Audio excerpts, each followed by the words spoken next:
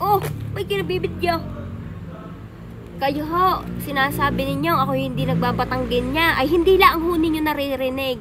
Ay sa ngayon, kayo tuturuan ko. Ana? Nang kayo wala riyang reklamo? In Batangas, we don't say. Hala, gabi na pala.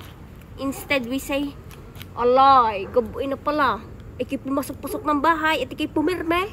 Patay ka, kakainin ka ng bukaw. In Batangas, we don't say, hala, di mo inubos yung pagkain mo. Instead, we say, ubusin mo yung pagkain mo at ikay mabubusong. Batangas, we don't say, madumi na yung damit.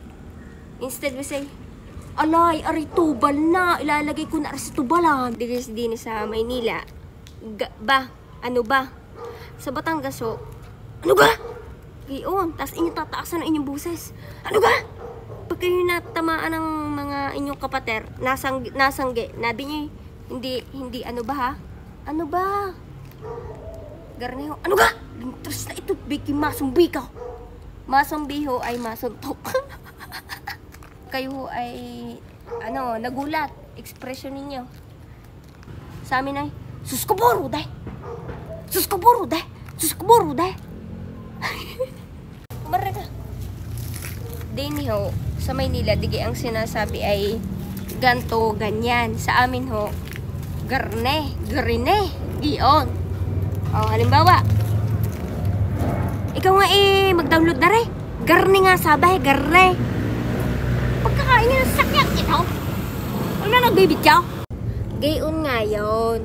Nung kami nagkita, itong totoong lukarit na ito ay totoong ako'y niyayakag. Ay ayaw ko naman ng gayon. O, diba? Pagka naman ho kayo nangangamusta dito sa Maynila, diga? Sabi, kamusta na? Uy, kamusta ka? Sa amin ho? Ano ga? Ano ga? Ano ga? Ano ga? Oy, ano ga? Oh. Yan lang, simple. Pag makalat ang iyong bahay, sasabihin ng iyong mamay, ng iyong nanay, uy, ikay naman maglinis sa amin Oy, Eneng, baka naman gusto mong mag-imis-imis. Ay pagkarumi ng ating bahay. Oh. Dito sa Maynila, sasabihin ang init. Ay sa amin. Totoong pagkakabanas. Ito tayo maligo sa ilawg. Ang baras dinis inyong iaon. Kasi pag kayo nakagat ng nakagat diba ng bee? Bee? Sa Maynila. Uy, nakagat ako ng ng bee. Sa amin, aloy, nakagat ata ako ng pakyutan. Ang tatay namuhag napuntahan din ang pakyutan. Tumasik ang aking lamay. Kakarami. Huwag ka na nga tumawa sa sawayin mo. Sa amin, garne. Arutaw, hilhil lang, hilhil. Akala mo naman nakakatawa. Yung bungsis ng iyong mukhang yan, ako nasusura. Yung nasusura ho, naiiyam ho.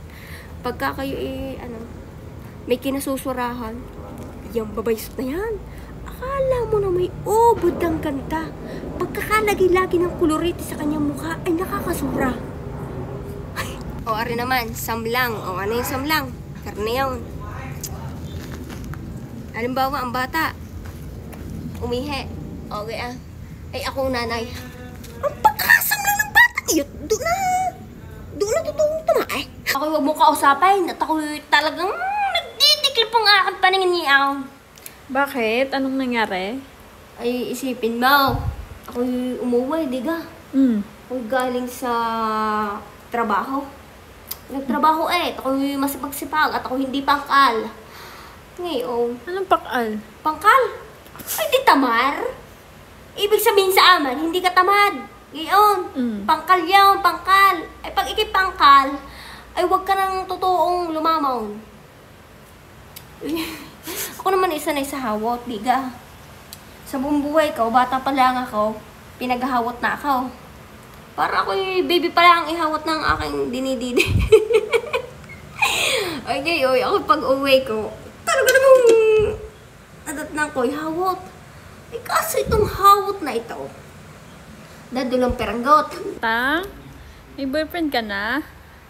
Ala, ahoy na mo!